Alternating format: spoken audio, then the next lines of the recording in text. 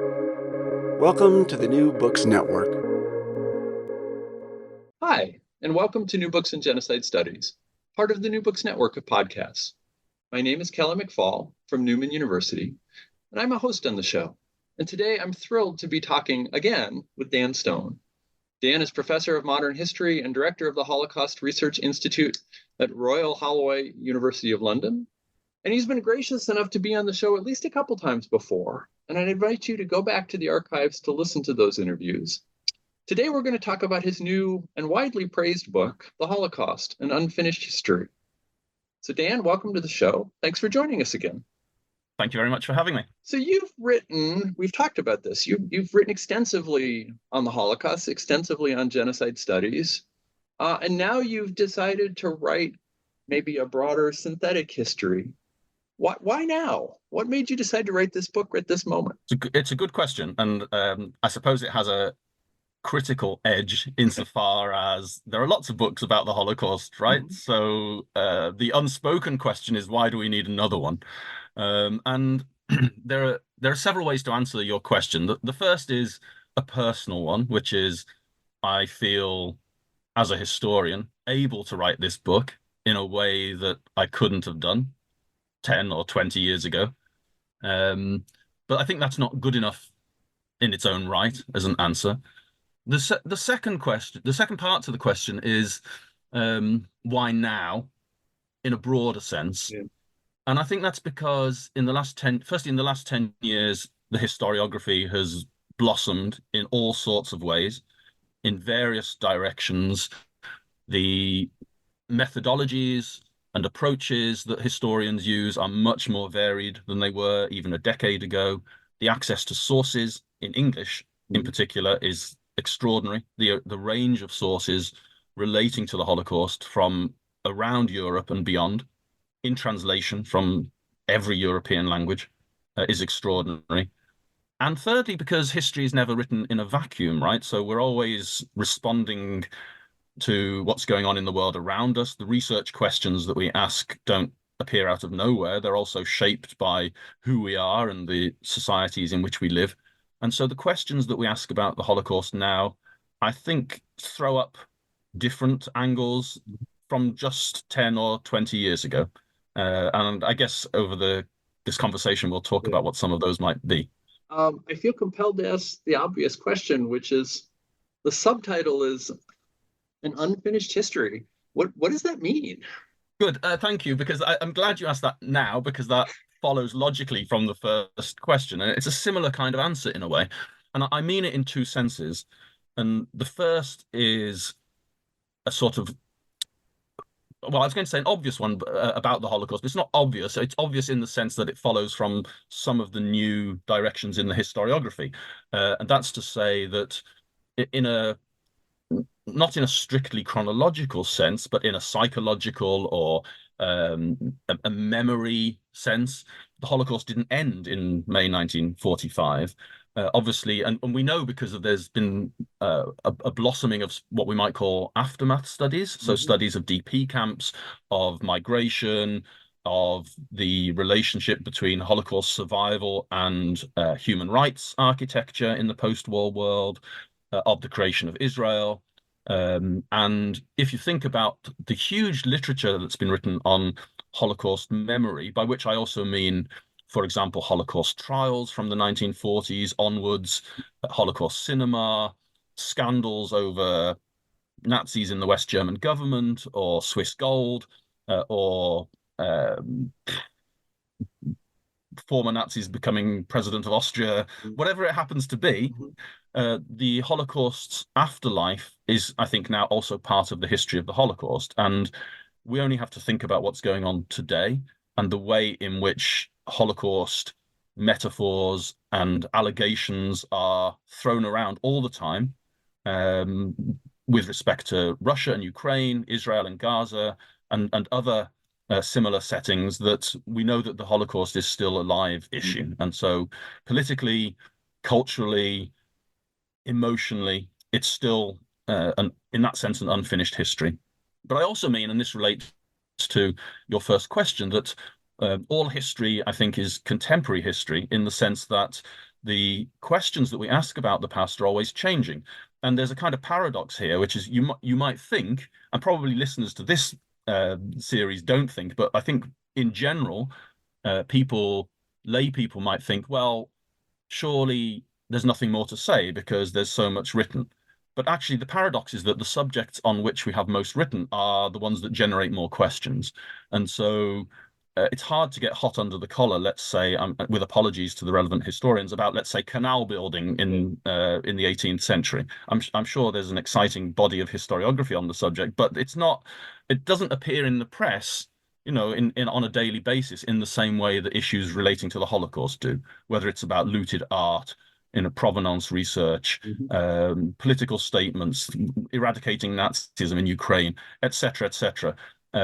So the questions that we ask about the past are shaped by the world in which we live. And the world in which we live now is a different one from 10 or 20 years ago. And you think about the current debates about the upcoming elections in the US or in the UK, in France, elsewhere in Europe, the rise of the radical right, fears about radical Islam, and so on and so forth. All of these things shape how we as historians respond to the topic that we're studying. Yeah, and I just want to briefly note for our audience that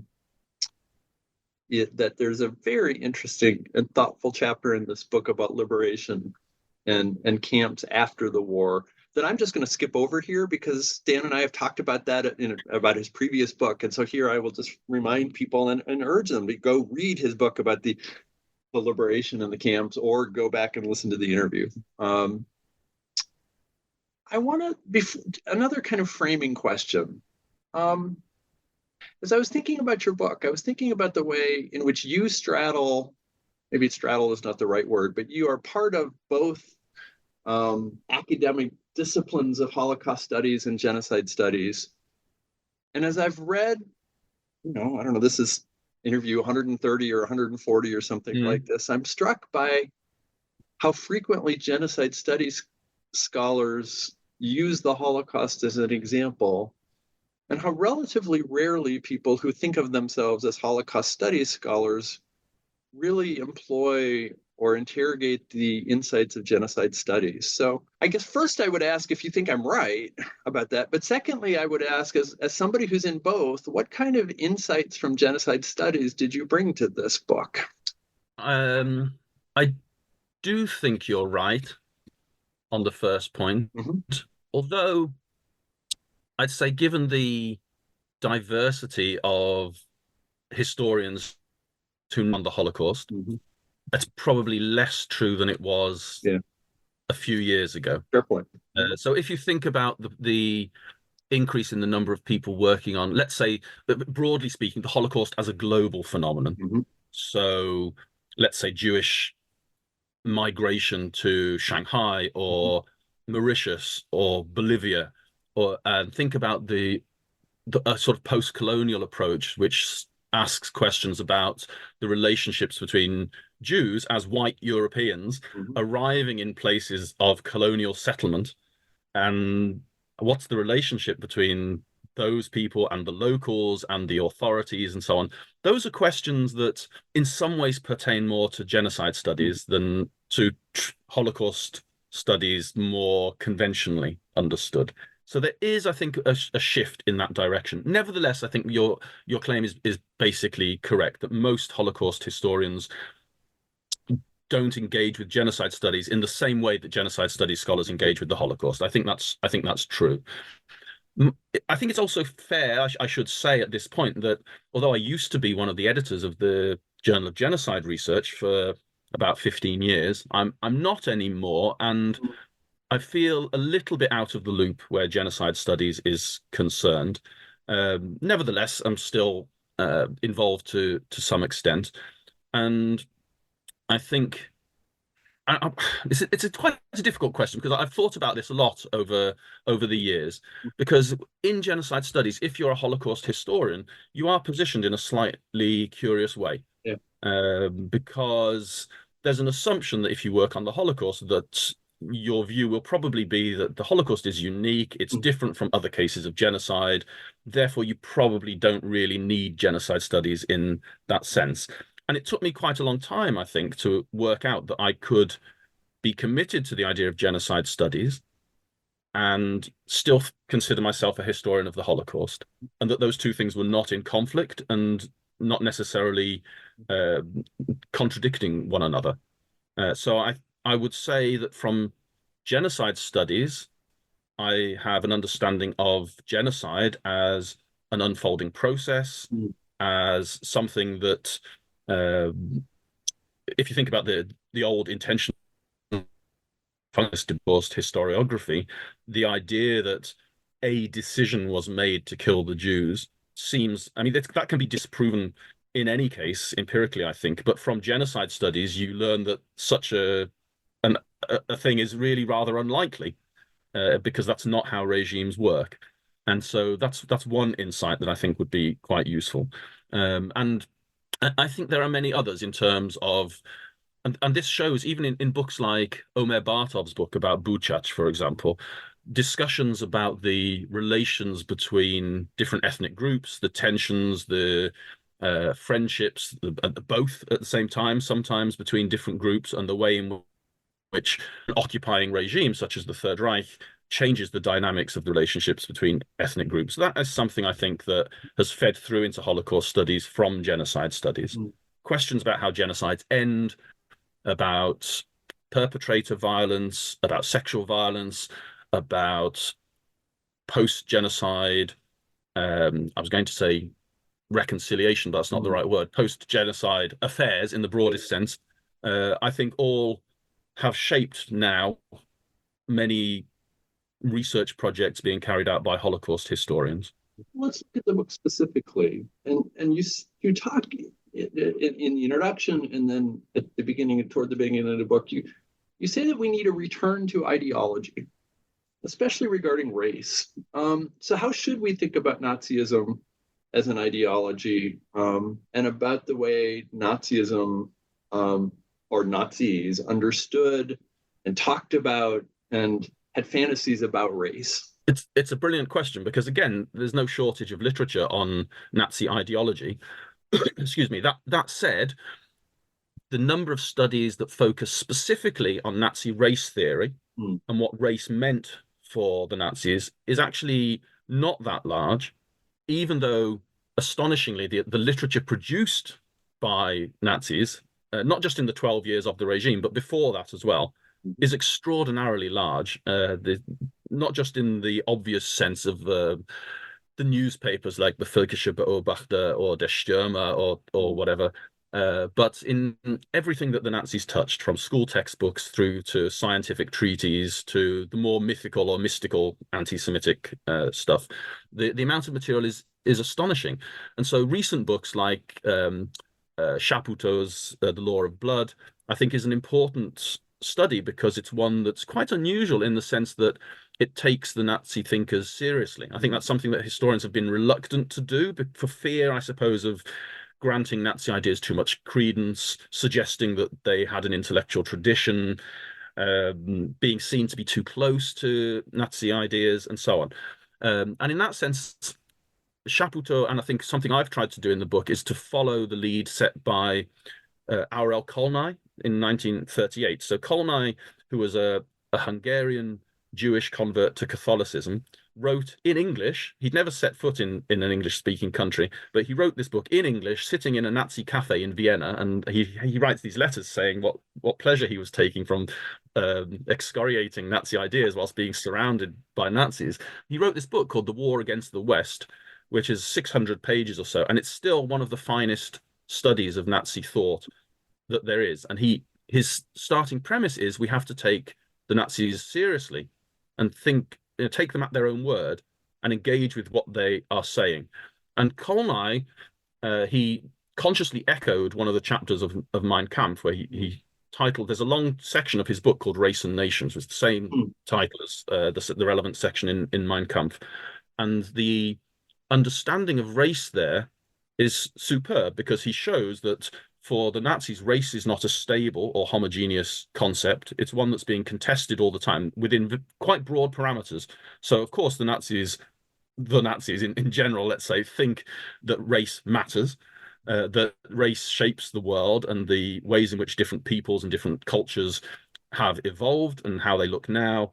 And for the Nazi leadership, there's an understanding of race in a kind of metaphysical or chiastic sense, that the movement of world history is a struggle between good and evil, i.e. Aryan and non-Aryan races. And that is the kind of guiding leitmotif of how the Nazis understand the world as such. And Kolnai sets this out brilliantly. But when I talk about a return to ideology, I don't mean certainly not in a kind of simplistic intentionalist sense, which says the Nazis hated the Jews and they always wanted to kill them.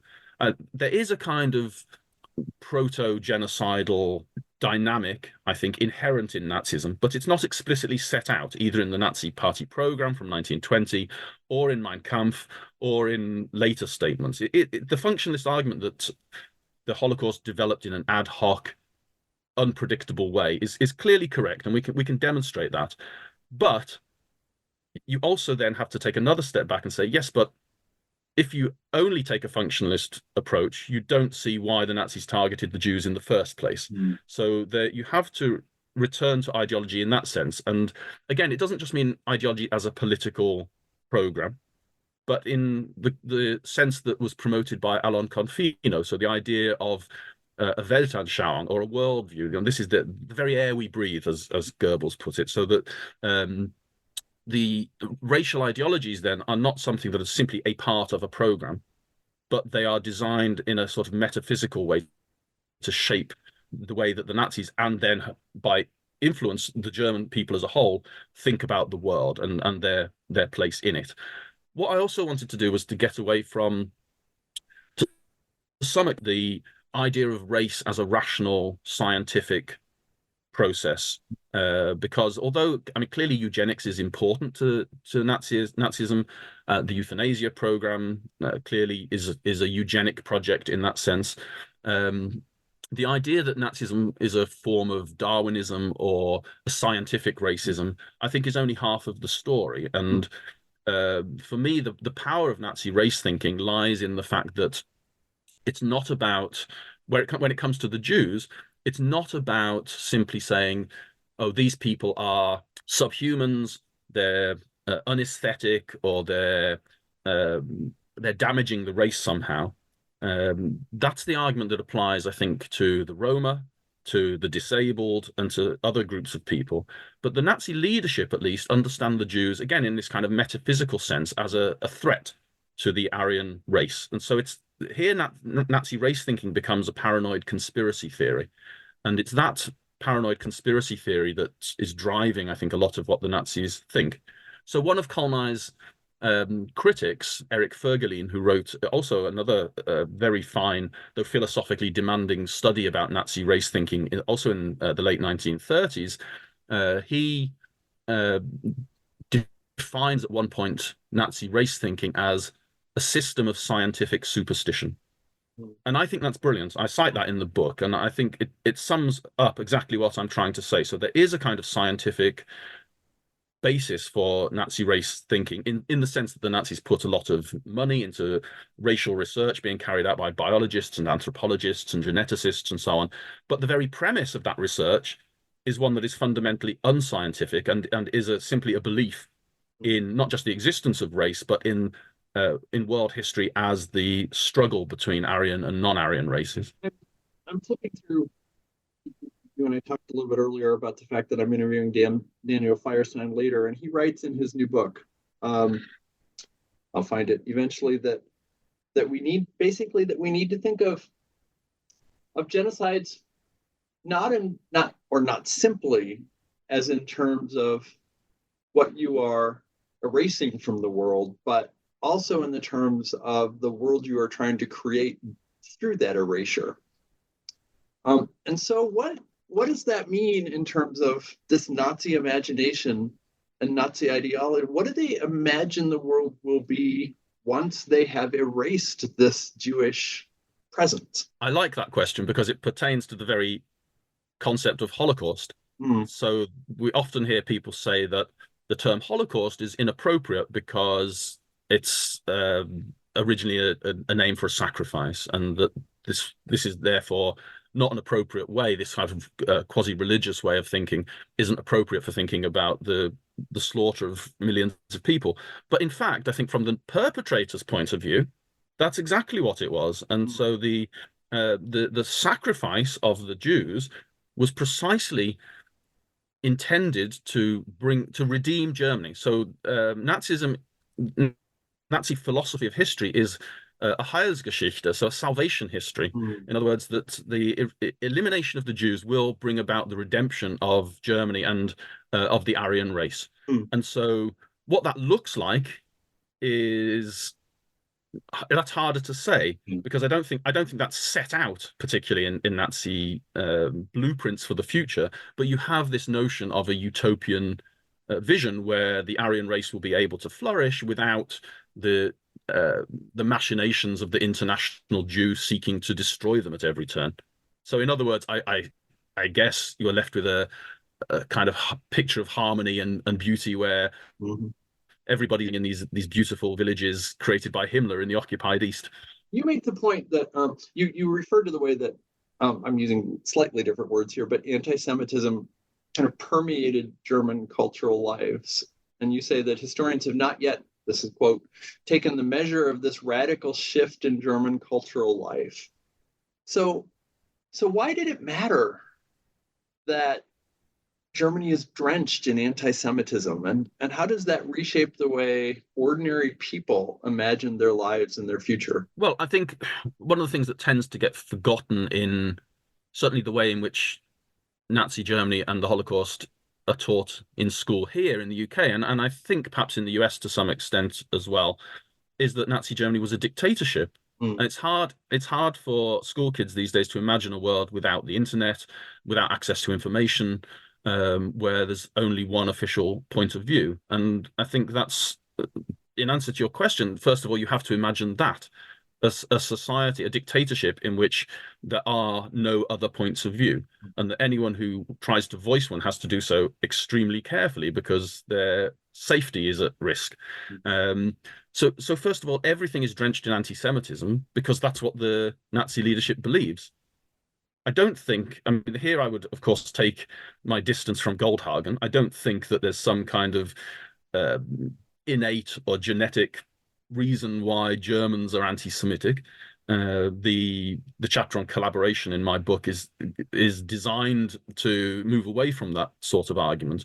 But I do think that and this is also an argument from genocide studies, that for genocide to take place, of course, you have to have a large number of people at the grassroots who are willing to enact that genocide.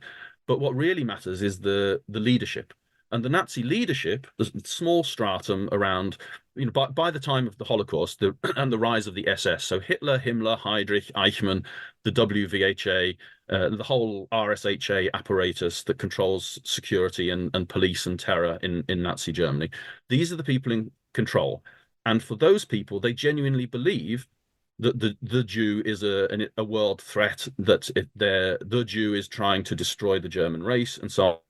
And so everything that they put out to the German public is suffused with that ideological position, whether it's, again, I don't know, ideological indoctrination sessions for the Wehrmacht, or whether it's what happens at Hitler Youth training schools, or examples in textbooks.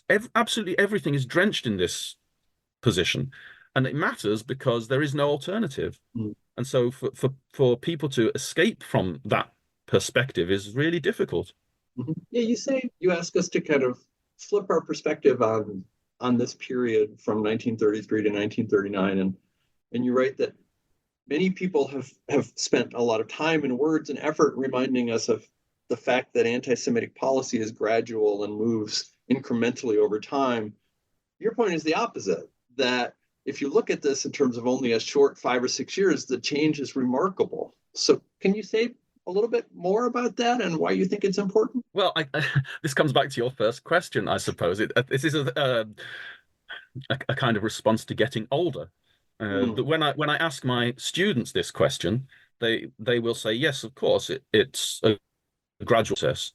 But for me now, 5 years is not a long period of time.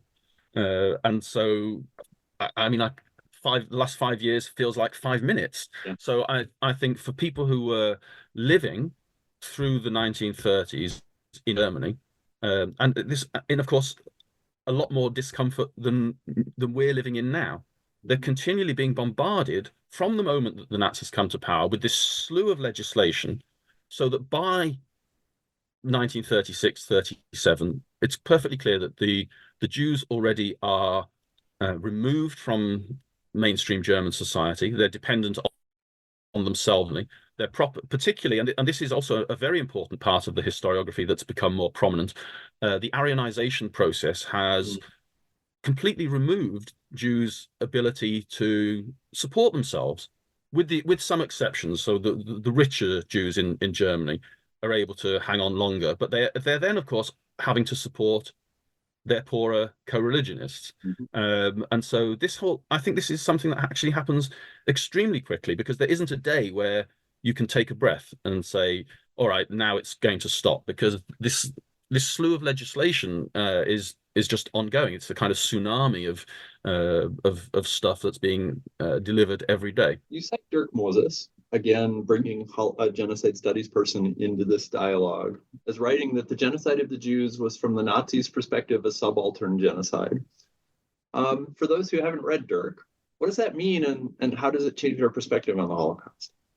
I suppose that, well, there's an assumption that genocide is always perpetrated by a more powerful regime against a less powerful people. And the idea of a subaltern genocide is that sometimes oppressed peoples rise up against their oppressors, with their only solution being to kill them all, or at least to do something that we might now call genocide.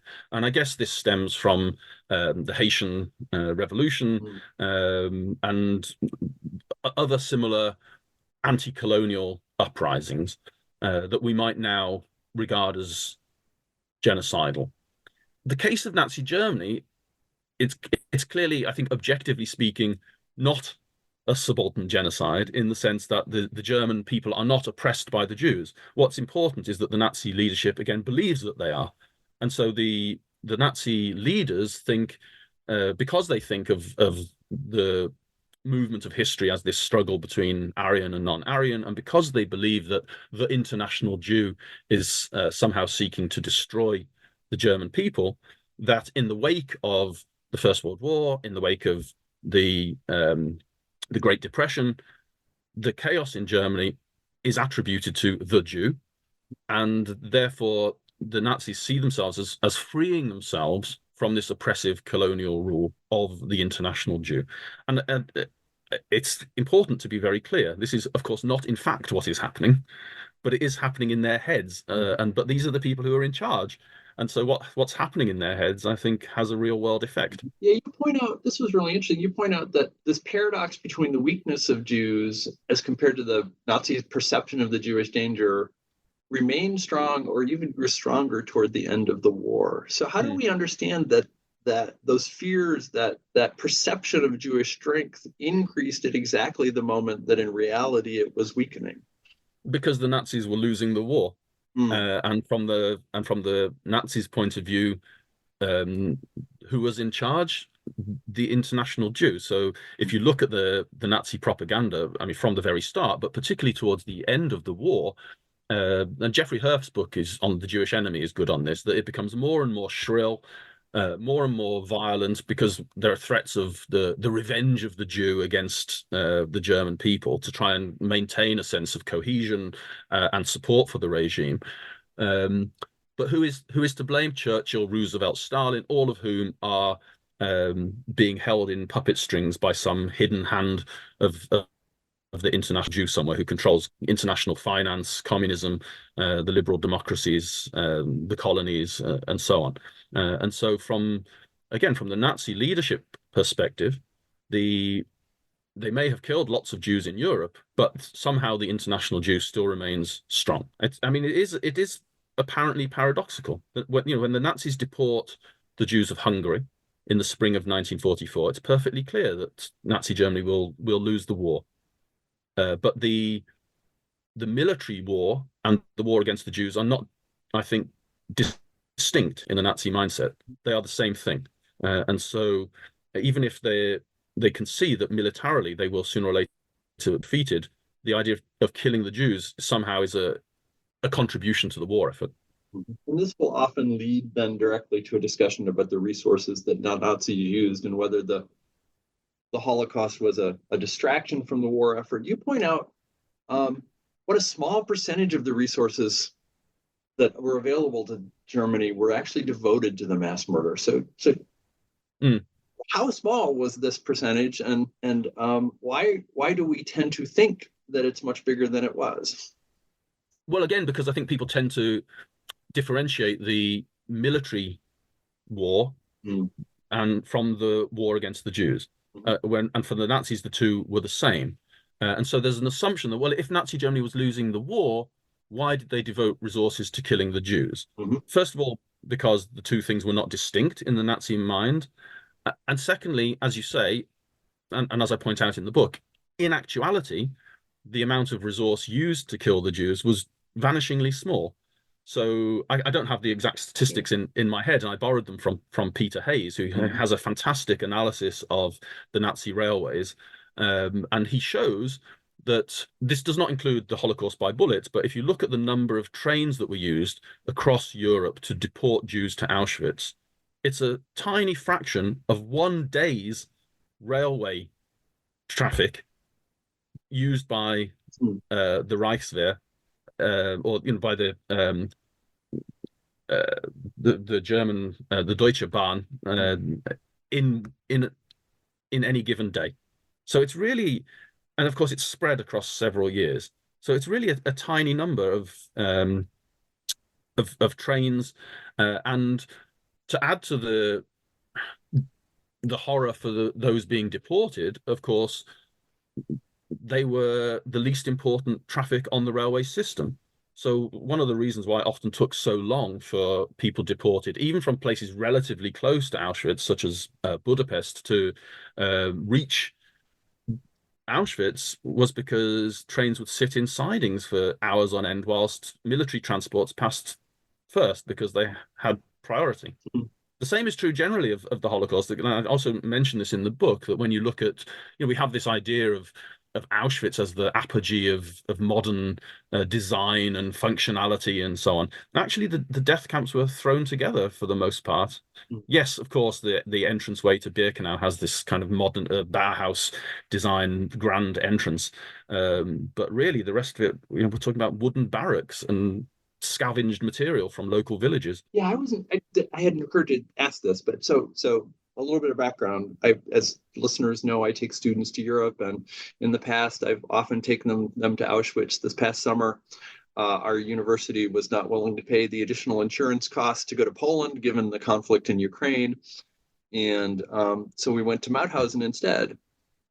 Surprisingly, I lived in Vienna. I've been to Austria, I don't know, 2 dozen times. I'd never been there. So how has the kind of cultural focus in Western memory on Auschwitz as the key experience or memory of the Holocaust, how has that helped us understand or misunderstand the experience or organization or structure of the Holocaust? That's kind of a broad question. I'll let you run whatever direction you want, but I was, that's what I was reminded of going into Mauthausen, is how have I not been here, and how have I think of myself as relatively well educated, and yet here I have this image of Auschwitz as the central keystone memory and experience. So I'll just stop there and let you go where you want. Yeah, it's a very big question. One of the things I wanted to do in the book was to point out that the concentration camp system run by the IKL, so the SS's Inspectorate of Concentration Camps, is not synonymous with the Holocaust. And we still talk, I think, in Western Europe and in the US about the camps. And I think in the popular imagination still, the Holocaust is synonymous with concentration camps. And I think that is because at the liberation, the majority of surviving Jews were discovered at the liberated camps of Dachau, Buchenwald, Sachsenhausen, and of course primarily Belsen, where the largest number were. But they were only there because those were Jews that had been evacuated from camps further east on the so-called death marches. So Jews who were being forced out of camps to stop them falling alive into the hands of the Red Army as they were advancing westwards. Those camps were not Holocaust camps in the sense that they were not established, nor were they used for the most part as part of a program to kill Jews. Those were camps that, of course, they changed over time, particularly Buchenwald and Dachau in particular, which was the first camp to be established, and Buchenwald from 1938 onwards. These camps that had long histories, changing inmate populations, but were not camps for Jews. There were Jews in them, but they were Jews who were often incarcerated as politicals or as homosexuals or other categories of inmates. So they were not killing centers as part of the Holocaust. It's only really late in the war that the Holocaust and the camp system kind of collide with one another. There is a connection, of course, which is that camp guards for Auschwitz and Majdanek were trained at Dachau. Dachau was the main center for training guards, and Ravensbrück, the center for the SS women auxiliaries, also were trained there. And then sent further east to other places. I'm not trying to argue that the concentration camp system is somehow not connected to the Holocaust. Clearly it is. Just the very notion of a camp is obviously crucial to thinking about Nazi Germany. So there is a connection, but the killing process itself was not carried out in concentration camps. So the Operation Reinhard camps, actually, Belzet's not really camps. It's a kind of misnomer. They weren't camps at all in any meaningful sense. Nobody was incarcerated there except for a small number of so-called work Jews who were held briefly to maintain the camp carpenters and so on, leather workers and people who worked with animals and such. The vast majority of people sent to those camps were sent there and murdered immediately on arrival. So they never saw the inside of a camp. And of course, something like 40% of the victims of the Holocaust were either killed in ghettos or were shot face to face in, again, this I think is a sort of genocide studies insight, a kind of colonial style mass shootings in the Western Soviet Union. So that is one sort of popular misunderstanding that I try to grapple with in the book. But it's also necessary to be very careful. I'm not trying to decenter Auschwitz either. Auschwitz remains the height of the Nazi killing process. It was not, and I try to make this very clear in the book, it was not this kind of smooth, efficient, Fordist industrial line killing process where people were killed in this kind of painless, lethal chamber kind of way. The whole process is extremely violent, brutal, and unimaginably horrific in terms of what happened to people from their arrival to their murder and disposal of the bodies. The whole process is vile and brutal in the extreme. But it was of course the case that when the ovens and crematoria were running at full capacity, that Auschwitz could kill and dispose of a lot of people very quickly. And it's also, I think, obvious that had the Nazis succeeded, they would have killed far more people there than was in fact the case by the end of the war. Nevertheless, it's really in the summer and the start of the autumn of 1942 that the killing process is at its height. So it's not at Auschwitz, it's a combination of the Holocaust by bullets, which was still ongoing at that point, the Reinhard camps being in operation, and the killings at Birkenau starting in the summer of 1942, that you have this extremely intense killing period of about 6 weeks to 2 months in 1942 that sees a huge proportion of the Holocaust's victims murdered in a very short space of time. So Auschwitz, I don't want to give the impression that I'm saying that Auschwitz is not important, but I'm trying to put it in the context of what had gone before and where